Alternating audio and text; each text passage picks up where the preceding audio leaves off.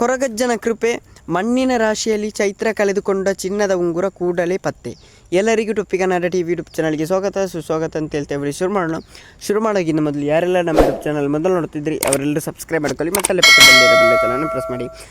ತುಳುನಾಡಿನಲ್ಲಿ ಕೊರಗಜ್ಜ ದೈವವನ್ನು ನಂಬುವ ಅಪಾರ ಜನರು ಇದ್ದಾರೆ. ಇದು ವಿಡಿಯೋ ಮಾಡಲಿಕ್ಕೆ ಮುಂಚೆ ನಾನು ಕೂಡ ತುಳುನಾಡಿನವ ಅಂತ ಹೇಳಲಿಕ್ಕೆ ತುಂಬ ಹೆಮ್ಮೆಯಿಂದ ಹೇಳಿಕೊಳ್ಳುತ್ತೇನೆ. ಅಯ್ಯಪ್ಪ ದೇವರಾಗಿರ್ಬೋದು, ಕೊರಗಜ್ಜ ದೈವ ಆಗಿರ್ಬೋದು, ಎಲ್ಲ ದೈವ ದೇವರುಗಳನ್ನು ನಂಬುವಂತಹ ಒಂದು ತುಳುನಾಡಿಗೆ ದೇವರುಗಳ ಆಶೀರ್ವಾದ ಇರುತ್ತದೆ ಅಂತ ಹೇಳ್ತಾ ವಿಡಿಯೋ ಶುರು ಮಾಡೋಣ. ಕಷ್ಟದ ಕಾಲದಲ್ಲಿ ಕೊರಗಜ್ಜ ಕೈ ಬಿಡುವುದಿಲ್ಲ ಎಂಬ ನಂಬಿಕೆ ಎಲ್ಲರದ್ದು. ಬಿಗ್ ಬಾಸ್ ಮನೆಯಲ್ಲಿ ಕೂಡ ಇದು ಸಾಬೀತಾಗಿದೆ. ಬುಧವಾರ ಸಂಚಿಕೆಯಲ್ಲಿ ಒಂದು ಟಾಸ್ಕ್ ನೀಡಲಾಗಿತ್ತು.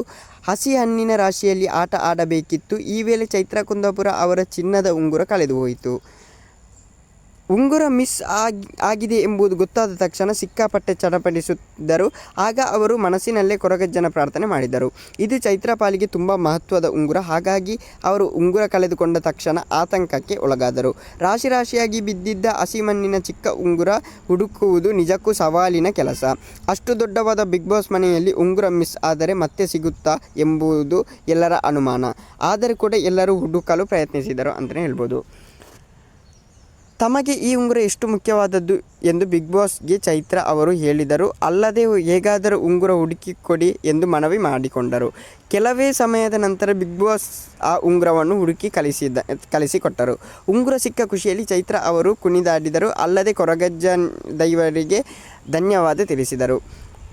ಓಕೆ ಗೈಸ್, ಮುಂದಿನದಲ್ಲಿ ಸಿಗೋಣ. ಅಲ್ಲಿವರೆಗೆ ಲೈಕ್, ಶೇರ್, ಸಬ್ಸ್ಕ್ರೈಬ್ ಮಾಡಿದ್ದಲ್ಲಿ